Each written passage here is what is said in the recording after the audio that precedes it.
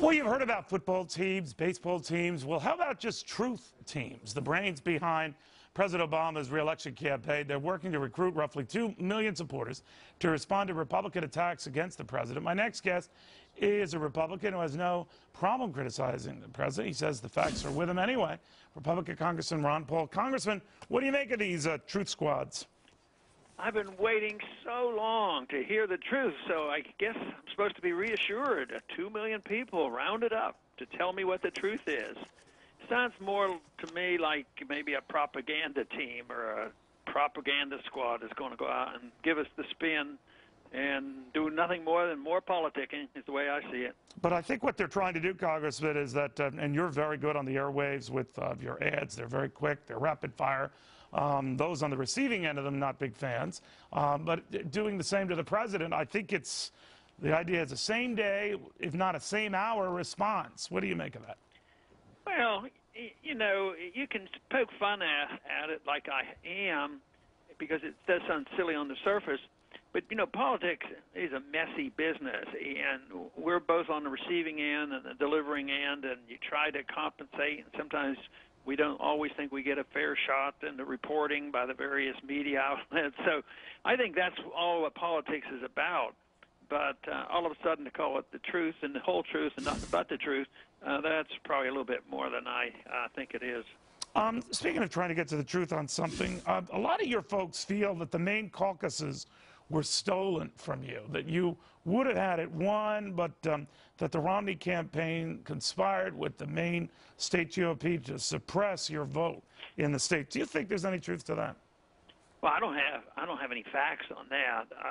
There's just a lot of suspicion because last go around in '08, the only county that I won handedly was this Washington County up in the far north. Right.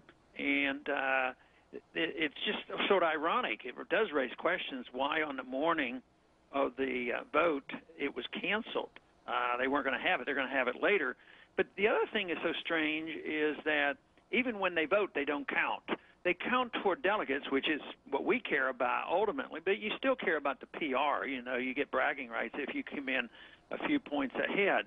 But even if we pick it up and win by 10, 20 votes, it won't happen like it did in Iowa. They said, oh, we made a mistake, we counted the votes. But this isn't just recounting. This is just allowing people to finish their voting.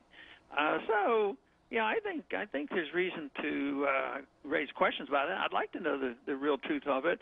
I don't know how these things come about, but certainly it raises questions. You know, if it had been in another district, I think less questions would have been raised. But this was the county that everybody knew we had the most support. Well, are you saying, sir, that the vote there was suppressed, not allowed, both? What? Well, they didn't have the caucus. They, you know, at the time they were supposed to arrive like 8 o'clock. I don't know when the announcement came. It was canceled. Yeah, but the party canceled it for that day. But they're allowed to hold this caucus next week or so.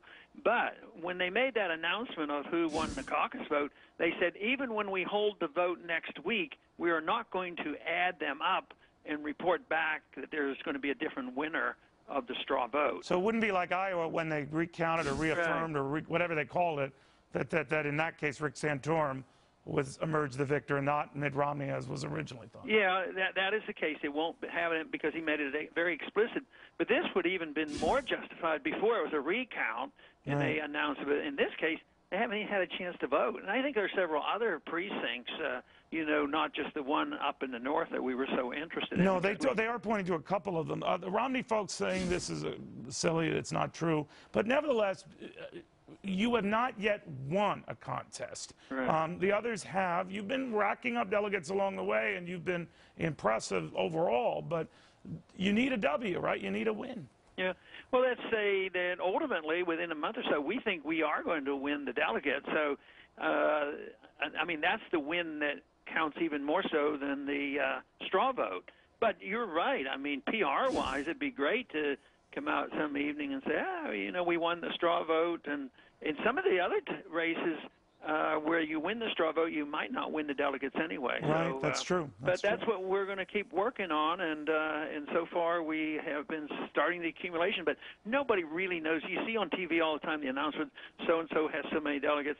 There are very few few that are absolutely firm because they have, even the ones we suppose we can guess. It's going to take a couple of months yet to find out who got the delegates. Thank you, Congressman. Good seeing you again. Thank you.